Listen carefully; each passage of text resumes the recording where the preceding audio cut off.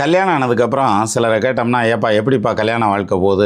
"அதெல்லாம் சந்தோஷமா போகுது" அப்படிம்பாங்க. சிலர் வந்து, "என்னத்தையோ போகுது, இப்படிலாம் ஆகும்னு தெரிஞ்சிருந்தா கல்யாணம் பண்ணியிருக்க மாட்டேன், ஒரு கழுதையும் பண்ணியிருக்க மாட்டேன்" அப்படின்னுவாங்க.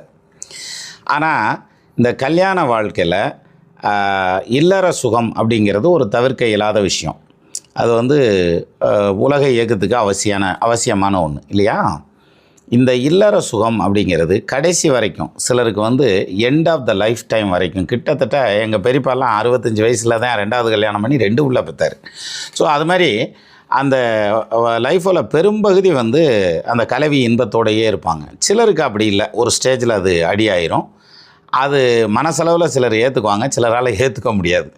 அதெல்லாம் முடியாது, நான் மருந்து மாத்திரை சாப்பிட்டு வந்து மீண்டும் வந்து அந்த இன்பத்தை நோக்கி போவேன் அப்படிங்கிற மாதிரி போவாங்க. இது யாருக்கு அப்படின்னாக்க, உடனே நம்ம எங்கே போய் நிற்போம், 3ஆம் இடம் தான் தைரியம் வீரியம் அப்படின்னா, அதுவும் வாஸ்தம் தான். பட் ஒரு பலன் எடுக்கிறதுக்கு 2-3 இடத்துல பார்க்கலாம். சார் லக்னத்தில் சூரியன் இருக்குதுன்னு வச்சுக்கோங்க, அவங்களுக்கு வந்து இந்த கலவி இன்பம்னு சொல்லக்கூடியதில் ஈடுபாடு ஜாஸ்தியாக இருக்கும். ஆனால் பாருங்கள், அவங்களால முழுமையான திருப்தியாக அதை வந்து அடைய முடியுமா அப்படின்னா முடியாது. வயசு காலங்களில் பார்த்திங்கன்னா ஏகப்பட்ட இடைஞ்சல்கள் இருக்கும் அவங்களுக்கு, ஃபேமிலி சைட்லேருந்து ப்ரொஃபஷனல் சைடு, அது மாதிரி நிறைய இடைஞ்சல்கள் இருக்கும். வயசு போன காலங்களில் வந்து பார்த்திங்கன்னா டக்குன்னு நின்றோம். அதை வந்து அந்த ஒரு விஷயத்தை வந்து கேட்டோம்னா அவங்க என்ன சொல்லுவாங்கன்னா, எனக்கு முழுமையான வாழ்க்கையை வந்து இந்த விஷயத்தில் நான் வாழலை அப்படிங்கிற பாயிண்ட்டை நிறைய பேர் சொல்லுவாங்க, லக்னத்தில் சூரியன் இருந்தால். மற்றபடி சூரியன் லக்னத்தில் இருந்தால் தலைமை பொறுப்பு, அதிகாரம் கைவர பெறுவார், முன்தலை வழுக்கையாகும், பணக்காரனாக வரும், அதெல்லாம் சரி.